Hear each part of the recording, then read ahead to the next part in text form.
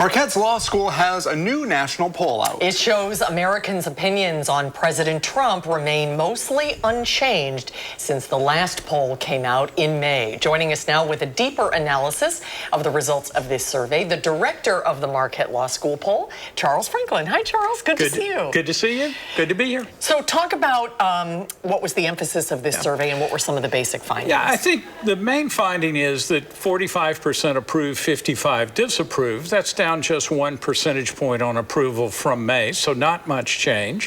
What we've seen since January is the approval numbers going down by a point or maybe 2 points from month to month to month. So it's not a steep decline, but it has been a steady erosion of a little bit. And the president's underwater, more disapprove than approve. But I think underlying that is Republicans are still very strongly behind the president by almost any measure that we make, whether it's approval across different issues or backing him on policies.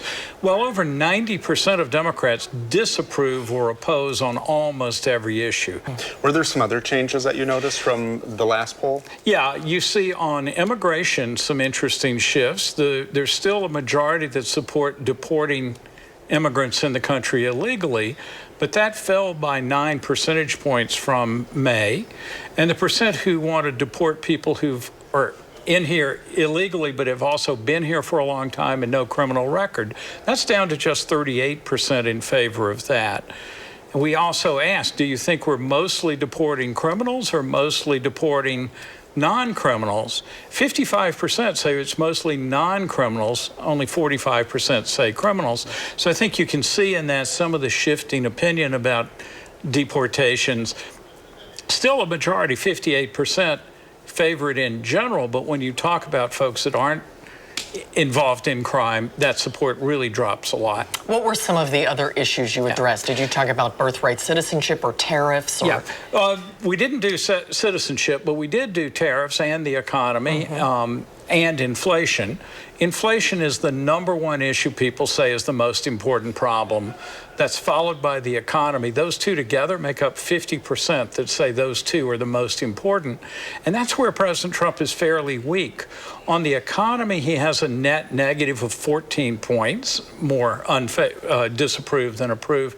But on tariffs and inflation, it's minus 30 points. Those are his worst issues. And tariffs have come back in the news. Inflation last month ticked up just a little bit in the consumer price index, but we haven't seen big movement on that. If that should start to move up, it's an area where he's vulnerable, even with his Republican base. Republican voters are considerably less confident now that he would lower inflation than they were right after he was elected last December. Did the spending bill influence any of that? We see a majority opposed to the spending bill, 58% opposed to that, but we also see a big change in people's beliefs about what it'll do to the deficit.